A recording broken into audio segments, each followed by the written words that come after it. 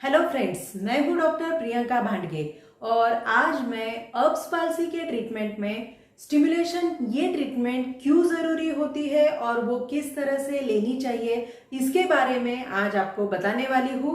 और उसी के साथ मैं इस वीडियो के एंड में ऐसे दो इम्पॉर्टेंट प्रैक्टिकल टिप्स आपके साथ शेयर करने वाली हूँ जिससे कि छोटे बच्चों में स्टिमुलेशन ट्रीटमेंट लेने में आसानी भी होगी और इफेक्टिव वे में ट्रीटमेंट भी हो पाएगी।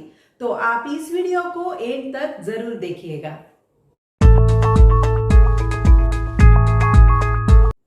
अर्ब्स पाल्सी ये एक न्यूरोलॉजिकल कंडीशन है और इसमें ब्रेकियल फ्लेक्सस इंजरी हो जाने के कारण एक साइड का पूरा हाथ पैरालाइज हो जाता है। जिस तरह से बाकी के जो पेरिफेरल नर्व इंजुरीज होती है उसी तरह से अर्ब्स पाल्सी को भी ट्रीटमेंट की जाती है, जिसमें first line of treatment he stimulation शुरू हो जाती है। और इसीलिए अर्ब्स पाल्सी में पूरा हाथ पैरालाइज होना यानी कि उस साइड के सारे मसल्स जो है उनका कंडक्शन बंद हो जाता है बिकॉज ऑफ नर्व इंजुरी, और उसके चलते हाथ के जो मसल्स है वो पूरी तरह से मूवमेंट नहीं कर पाते हैं, यानी कि मसल का जो ग्रेड होता है वो 0 ग्रेड में मसल चली जाती है। और इसीलिए मसल का टोन नॉर्मल रखने के लिए उसी के साथ जो कंडक्शन मतलब इंजुरी जो नाव को हुई है उसके कारण जो कंडक्शन हैम्पर हुआ है वो कंडक्शन इंप्रूव होने के लिए स्टिमुलेशन ये ट्रीटमेंट करवाना बहुत जरूरी होता है। और इसीलिए बाकी जो पेरिफेरल इंजुरी होती है उसी तरह से अर्ब्स पाल्सी को भी ट्रीटमेंट जो स्टिमुलेशन है वो कंसिडर किया जाता है। फेशियल पाल्सी का जो मैंने वीडियो बनाया है उसमें स्टिमुलेशन ट्रीटमेंट किस तरह से होनी चाहिए, स्टिमुलेशन ट्रीटमेंट में जब ट्रीटमेंट शुरू की जाती है तो कौन से टाइप के करंट्स होते हैं, कौन से प्रोग्राम को किस तरह से कब यूज करना है, ये सारी डिटेल जानकारी मैंने उस वीडियो में दी है, तो आप वो वीडियो भी यहाँ पे देख सकते हैं। स्टिमुलेशन ट्रीटमेंट जब अर्ब्स पाल्सी के लिए दी जाती है तो इसमें इंटरमिटेंट गैल्वेनिक करंट का यूज किया जाता है और पेन इलेक्ट्रोड से स्टिमुलेशन दिया जाता है। सो अभी हम देखेंगे कि स्टिमुलेशन किस तरह से अर्ब्स पाल्सी में लेना चाहिए। अभी अर्ब्स पाल्सी में तो पूरा हाथ ही पैरालाइज होता है, बिल्कुल हाथ की मूवमेंट नहीं होती है। सो इसीलिए डेफिनेटली पूरे हाथ को ही स्टिमुलेशन करवाना जरूरी है। मतलब अभी हमें शोल्डर से लेके रिस्ट तक डिफरेंट मसल्स के जो मोटर पॉइंट्स है उनको स्टिमुलेशन करवाना जरूरी होता है। हाथ पैरालाइज होने के कारण शोल्डर में से हाथ ऊपर लेना या साइड से हाथ को ऊपर उठाना, पीछे की तरफ लेना, ये सारी मूवमेंट्स जो है नहीं हो पाती है।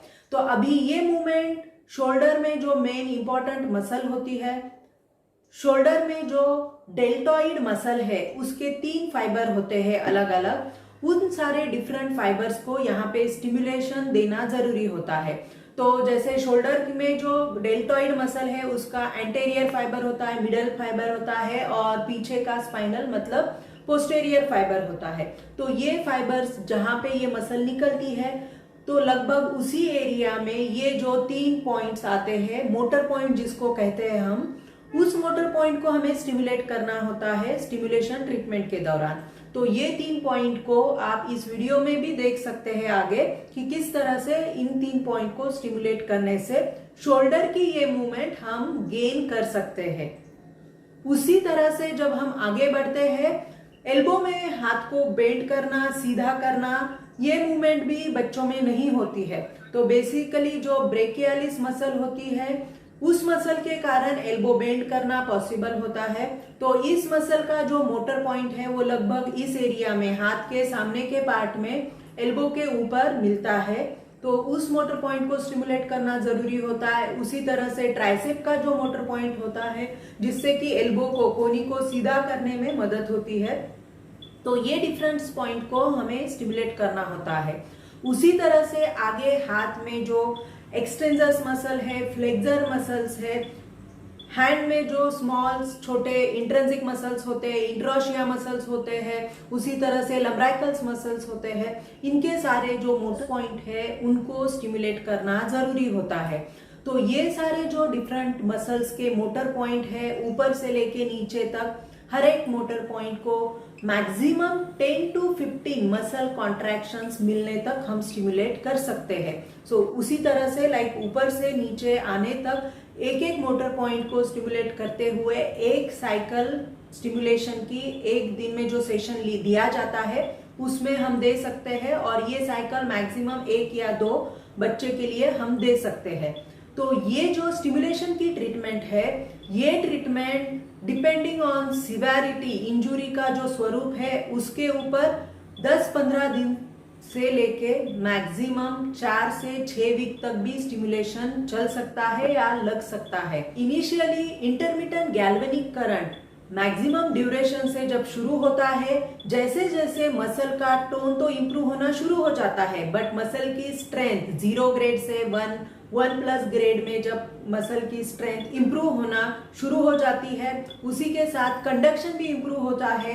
तो तब ये इंटरमिटेंट गैल्वेनिक करंट से फिर हमें आगे फैराडिक करंट की ट्रीटमेंट, जहां पे मसल्स को ग्रुप में स्टिमुलेट किया जाता है, तो वो ट्रीटमेंट करना जरूरी होता है।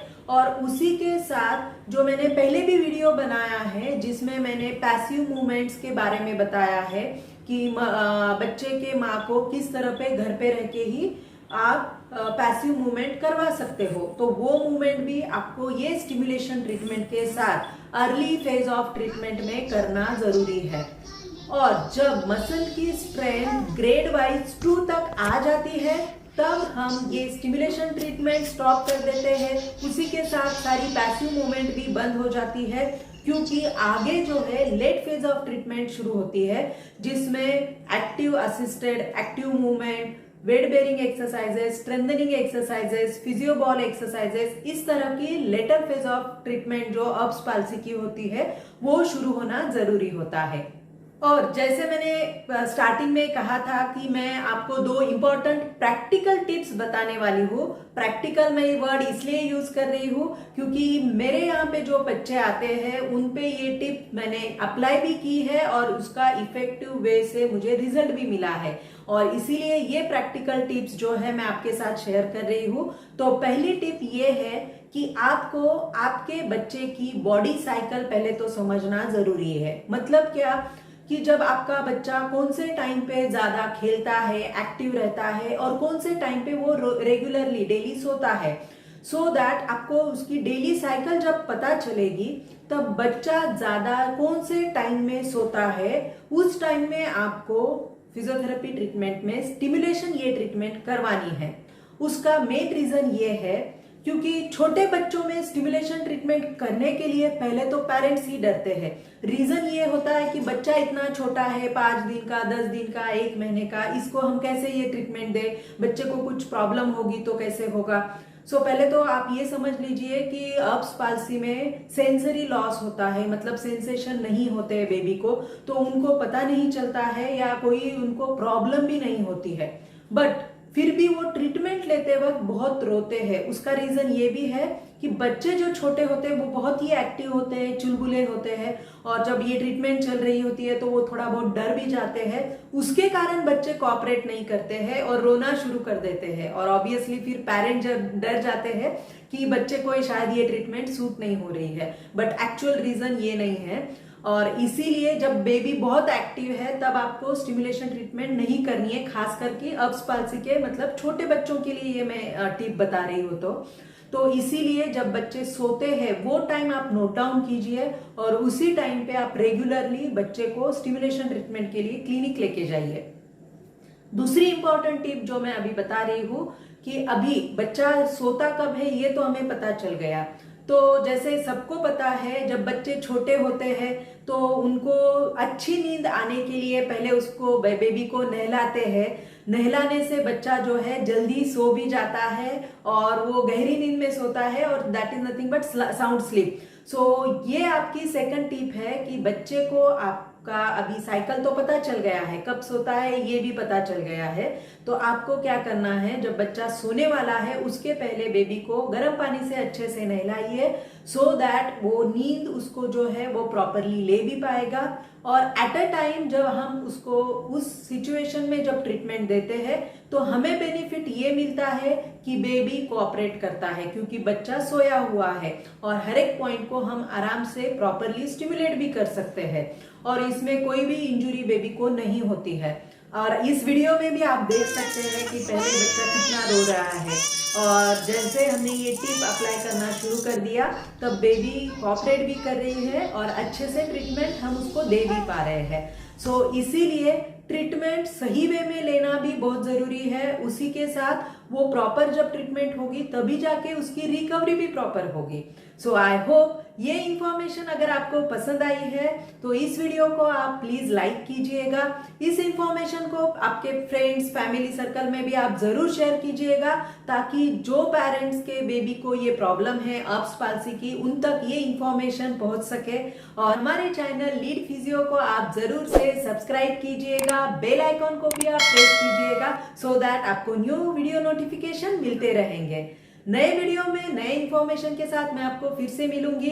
Till that time stay healthy and happy watching.